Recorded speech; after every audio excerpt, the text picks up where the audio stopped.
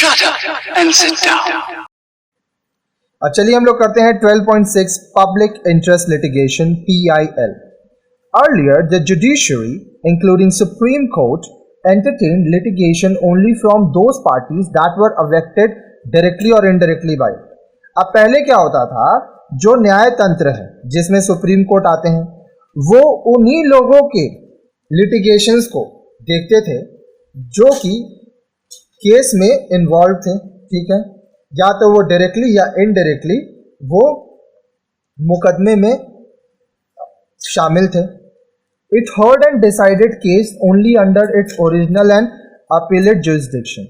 वह अपने ओरिजिनल और अधिकारों पे और अपीलेट जुरिस्डिक्शन के ही केसों को सुनते थे, मामलों को सुनते थे और निर्णय लेते थे.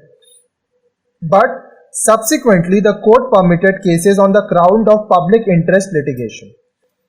लेकिन जो कोर्ट है वो बाद में पब्लिक इंटरेस्ट लिटिगेशन, अब आम आदमी भी मुकदमा कर सकता है, ठीक है, इस अधिकार पर वो केसेस लेने लगे. अब देखिए ओरिजिनल जुरिस्डिक्शन क्या होता है. ओरिजिनल हो गया जो डायरेक्टली सुप्रीम कोर्ट में केस हुआ.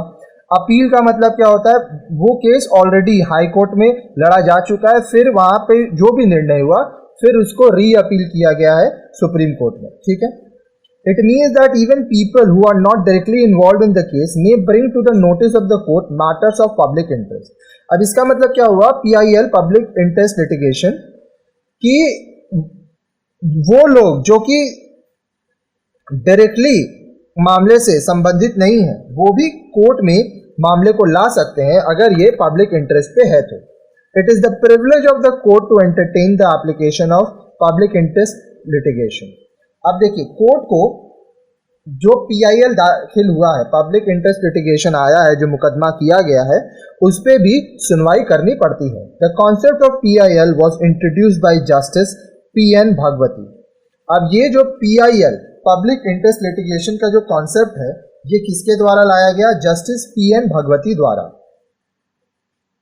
PIL is important because justice is now easily available to poor and the weaker section of the society. अब PIL पब्लिक इंटरेस्ट लिटिगेशन ये इसलिए महत्वपूर्ण है क्योंकि PIL के आने के बाद जो न्याय है वो आसानी से गरीबों को और समाज के जो कमजोर वर्ग हैं उनको मिलने लगा. The Supreme Court, on the basis of letters received from journalists, lawyers and social workers, and even on the basis of newspaper reports, has taken up a number of matters of public interest. अब जो supreme court है वो पत्रों के आधार पे जो उनको journalist द्वारा, वकीलों द्वारा, जो सामाजिक कार्य करते हैं, सोशल वर्कर, या न्यूज़पेपर रिपोर्ट में जो आता है जो पब्लिक इंटरेस्ट पे है उस पर वो कार्रवाई किए. Let us take some example to know how PIL has helped the people to get justice. आइए हम लोग कुछ उदाहरण देखते हैं कि किस तरह से जो PIL है पब्लिक इंटरेस्ट लिटिगेसी वह लोगों को न्याय पाने में मदद किया. Under PIL, the rights of under trials held under illegal detention have been restored. अब देखिए अनलीगल डिटेंशन, आप मतलब कोई गलती नहीं है, गैर कानूनी रूप से अगर आप किसी को नज़रबंद करते हैं या किसी को कैद करते हैं, ठीक है, तो इसके अंदर आपको ये अधिकार है कि आप ट्रायल करवा सकते हैं. The Supreme court ordered the release of many detainees without trial on the ground on their personal liberty which could not be curbed due to the judicial and bureaucratic inefficiency. अब supreme court ये निर्देश देते हैं कि जिन लोगों को detain किया गया है, जिन लोगों को बंधक बनाया गया है, उनको छोड़ा जाए बिना किसी ट्रायल के, क्योंकि उनको आज़ाद रहने का, उनको स्वतंत्रता का अधिकार है, ठीक है, जो कि पहले जुडिश मतलब न्याय तंत्र, ब्यूरोक्रेटिक, ये सब इनएफिशिएंसी की वजह से नहीं होता था. The Supreme Court has also taken up steps to free bonded laborers, tribals, slum dwellers, women in rescue homes, children in juvenile homes, child labor, etc. अब सुप्रीम कोर्ट ऐसा भी कदम उठाए ताकि जो बंधुआ मजदूर थे उनको वो आज़ाद कराएं, जो ट्राइबल्स थे, स्लम ड्वेलर्स थे, जो लोग स्लम में रहते थे, जो वुमेन थी उनको रेस्क्यू किया गया, रेस्क्यू होम्स में डाला गया, फिर जो बच्चे थे उनको जुवेनाइल होम में डाला गया, चाइल्ड लेबर, ये सब चीज़ों पर सुप्रीम कोर्ट एक्शंस लिए. In case of environmental pollution, the Supreme Court has ordered closure of a few factories near Kanpur, Delhi and other place. अब देखिए, जो पर्यावरण प्रदूषण से संबंधित सुप्रीम कोर्ट ने यह निर्णय लिया कि कानपुर में, दिल्ली में और भी कुछ जगहों पर फैक्ट्रीज को बंद किया जाए. With more and more decision coming from the Supreme Court, the scope of PIL has widened. अब सुप्रीम कोर्ट द्वारा बहुत सारा निर्णय दिया जाने लगा, इसलिए जो PIL का जो क्षेत्र है वह बढ़ता गया. Now a person can approach the court through a letter, and if the Supreme Court believes that the matter is of public interest, it can consider the letter to be a petition and direct the hearing of the matter so that the public interest may be protected. तो अब क्या होता है, एक व्यक्ति अगर चाहे तो वो कोर्ट में पत्र द्वारा अपना बात रख सकता है. अगर सुप्रीम कोर्ट, उच्चतम न्यायालय को यह लगे कि हाँ, यह जो मुद्दा है यह पब्लिक इंटरेस्ट के लिए है, ठीक है, या लोगों की भलाई के लिए है, तो वह सीधे तौर पर उस लेटर को, उस पत्र को एक पिटीशन के रूप में ले सकता है और उस पर हियरिंग कर सकता है, केस चल सकता है, ताकि लोगों का इंटरेस्ट जो है वह सुरक्षित रहे. The process of PIL has led to increased judicial activism. अब जो ये PIL का जो काम आया, इससे जो जुडिशियल एक्टिविज्म है ये बहुत बढ़ा. अब देखिए, what you have learned, अभी तक आपने क्या सीखा हमारे इतने वीडियोस को देखने के बाद इस चैप्टर से. The silent feature of Indian judiciary is that it has a single integrated and unified judicial system. अब जो भारतीय न्याय तंत्र है उसका एक विशेष जो प्रमुख विशेषता यह है कि यह एक है, एक न्याय प्रणाली है सबके लिए. The Supreme court is the highest court of the country. देश का जो सबसे ऊपर जो कोर्ट आता है, जो न्यायालय आता है, वो है उच्चतम न्यायालय सुप्रीम कोर्ट. इससे ऊपर कुछ नहीं है. It consist of a chief justice with 25 other जजेस. इसमें एक मुख्य न्यायाधीश होते हैं और उनके साथ 25 और दूसरे न्यायाधीश होते हैं. The president of India appoints them. Bharat के राष्ट्रपति इनको अपॉइंट करते हैं.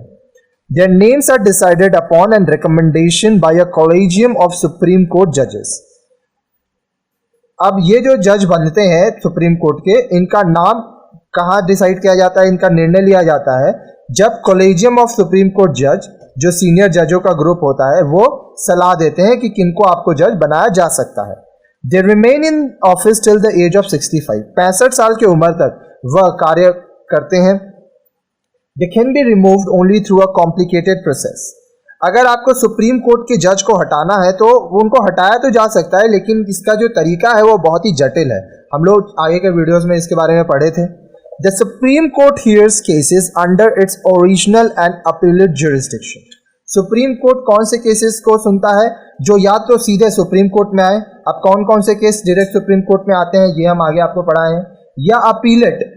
अपीलेट मतलब क्या हुआ, जो केस हाई कोर्ट में लड़ा जा चुका है वो वापस उसको री अपील किया जा रहा है सुप्रीम कोर्ट में. It is a guardian of the constitution and protector of fundamental right. यह संविधान का गार्जियन माना जाता है सुप्रीम कोर्ट को, और यह हमारे मौलिक अधिकारों की रक्षा करते हैं. It acts as a court of record and can punish for its content. Supreme Court में जो भी काम होता है उसको सब रिकॉर्ड किया जाता है, और अगर कोई कोर्ट का उल्लंघन करता है, उसके कार्य में बाधा लाता है या कोर्ट का अपमान करता है तो उसको दंड दिया जा सकता है. Under judicial review the Supreme Court can declare any law null and void if it goes against the law of the land.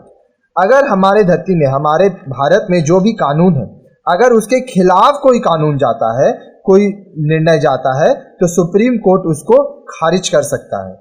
It interprets the constitution to explain the provision which are not very clear. अब देखिए, बहुत सारे हमारे संविधान में ऐसे प्रावधान है जो कि बहुत ही ज्यादा क्लियर नहीं है, ठीक है, तो उसको सुप्रीम कोर्ट क्लियर करता है. Public interest litigation PIL is very helpful to the people in getting justice. लोगों को न्याय मिलने में जो पब्लिक इंटरेस्ट लिटिगेशन है, जो आम लोगों द्वारा मुकदमा किया जाता है, वो बहुत ही मददगार हुआ है. बहुत लोगों को इससे न्याय मिला है, ठीक है. और जो it has resulted in judicial activism. अब न्यायिक सक्रियता आ गई है, ठीक है. अब लोगों को आसानी से अपना न्याय मिल जाता है क्योंकि सुप्रीम कोर्ट उनकी मदद करता है. अब देखिए, ये चैप्टर भी हमारा यहाँ कंप्लीट होता है, तो आपको जो जो चैप्टर और पढ़ना है, क्या पढ़ना है, ऊपर मेरा व्हाट्सएप नंबर दिया है, उसमें आप कमेंट कीजिए। और अगर आपको हमारे वीडियोस अच्छे लगते हैं तो आप हमारे नंबर में कांटेक्ट करके पेटीएम के माध्यम से, फ़ोनपे, गूगल पे, अकाउंट ट्रांसफ़र के थ्रू हमारी सहायता कर सकते हैं। अब देखिए, आप कहीं भी अगर ट्यूशन पढ़ रहे होते तो ऑब्वियस है आप वहाँ पे आपको पैसा लगता ही। आपको फ्री ऑफ कॉस्ट इतने सारे वीडियोस मैं देता हूँ यूट्यूब में, तो आपका भी तो कर्तव्य बनता है कि आप मेरा भी सहायता करें। तो अगर आप मॉनेटरी कुछ हेल्प मेरा करना चाहें तो आप मुझे डोनेशन दे सकते हैं। अब देखिए, कुछ स्टूडेंट्स ये भी बोलते हैं कि सर आप डोनेशन क्यों मांगते हैं। तो देखिए, कॉन्सेप्ट को समझिए, जीवन जीने के लिए आपको पैसा चाहिए, ठीक है। तो आज जो मैं आपके लिए काम कर रहा हूँ, मैं क्या कर रहा हूँ, अपना समय दे रहा हूँ आपका, तो इसका कुछ ना कुछ तो बनता है। तो आप जो भी चाहें वो आप मुझे डोनेशन के माध्यम से दे सकते हैं और मेरी सहायता करिएगा। हमारे वीडियोस को जितना ज़्यादा हो सकता है लोगों के संग शेयर कीजिएगा। बाकी प्लेलिस्ट सेक्शन में जाइए, बहुत सारे वीडियोस हैं, बहुत सारे सब्जेक्ट हैं, स्पोकन इंग्लिश के भी वीडियोस हैं, तो सभी को लाइन से पढ़िए। धन्यवाद।